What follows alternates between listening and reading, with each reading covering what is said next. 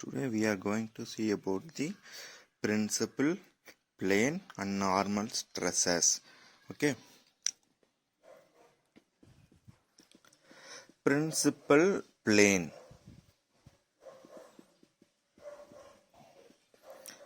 Let me consider a mechanical component loaded biaxially. Okay. Biaxially. This vertical direction is y and x horizontally. Okay. Inside the particle there are many small elements, the same sigma x and sigma y, sigma x, sigma y acting on the small elements. Okay. Before going to see the principal plane, first we are going to see what is principal stress and what is normal stress. Okay. Let me tell the definition of principal plane. Principal plane is nothing but the plane in which the normal stress acts, but only normal stress, not shear stress. The plane in which only normal stress act is called principal plane. Normal stress. What is normal stress? Normal stress is the stress which acts perpendicular to the plane is called normal stress. I can say sigma x and sigma y is the normal stresses. Why? Because this sigma x acts perpendicular to this plane and this sigma y acts perpendicular to this plane. Okay, like that the four planes, the sigma x and sigma y are the normal stresses. Okay, then these four stresses are normal stresses. Also, these four planes are principal plane. Okay, do you understand what is principal plane? Principal plane is in which the only normal stress acts, no shear stress. Shear stress is zero. Okay. Let me come to the principal stress. Principal stress. Okay. What is principal stress? Principal stress means nothing but a normal stress. Okay. I want to explain clearly. Consider sigma x is greater than sigma y in this case. Okay, let we assume sigma x is greater than lesser than sigma y. Okay.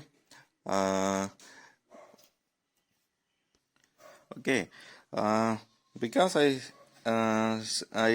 assumed sigma x is greater than sigma y,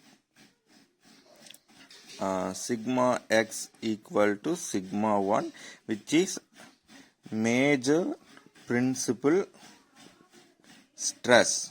Okay, and sigma y equal to sigma 2, it is also called as minor principal stress. Okay, now you clearly understand what is principal stress and normal stress and principal plane. Okay, principal plane is the plane which don't have shear stress and only having normal stress. Normal stress means the stress acts perpendicular to the plane. Okay. And the principal stresses definition is the principal stress is nothing but normal stress. Okay, normal stress means sigma x and sigma y. The sigma x and sigma y are major and minor, depends on the value. It is greater, it is major, and if it is lesser, it is called minor. Okay, do you understand clearly? If you want more understand, then we can go for case number 2, which having the shear stress in the planes. The shear stress in the planes you will understand clearly. Okay, we can go to case number 2. Consider the same component loaded axially two axes, sigma y and sigma x and sigma y. But in this case, we take one additional factor, sigma, and shear is acting. Okay, the directions, shear,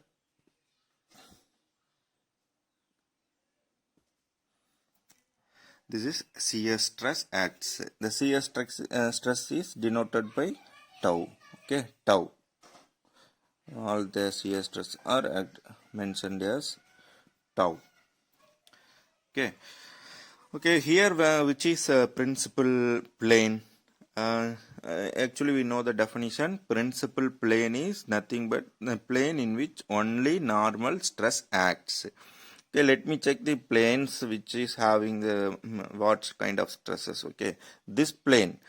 In this plane, acting normal stress sigma x, and also it is having shear stress. Okay, so here it having shear stress. No, it in this plane is not a principal plane. Consider this plane. In this plane also we have normal stress and shear stress. Like that, all the 4 planes having shear stress and normal stress. So the 4 planes are not a principal plane. Then which is principal plane? Okay, 4 the planes are not principal plane. Okay, where will the principal plane is there occur? Okay, let me draw the figure again for your clarification. The same drawing, same load. Here it having a shear stresses. Okay, sigma x, sigma y. These are all tau. Where the principal plane occurs means here vertically with an angle of alpha. Okay, this plane, in this plane perpendicular to this the vertical plane is already here, the vertical line. With respect to this vertical line, the alpha is the angle and inclination line. Here the principal plane occurs. Let me consider a small element. It having the stresses like vertical and horizontal. Okay, I can mention the names sigma 1, sigma 2, sigma 2. Here the sigma 1 and 2 are the principal stresses. Why principal stresses? I already told you, the stresses acting on the principal plane, the normal stresses acting on the principal plane is called principal stress. Actually, the sigma 1, sigma 2, sigma 4 the stresses are normal stress. Why? If there is no shear at this angle, this inclination, there is no shear stress.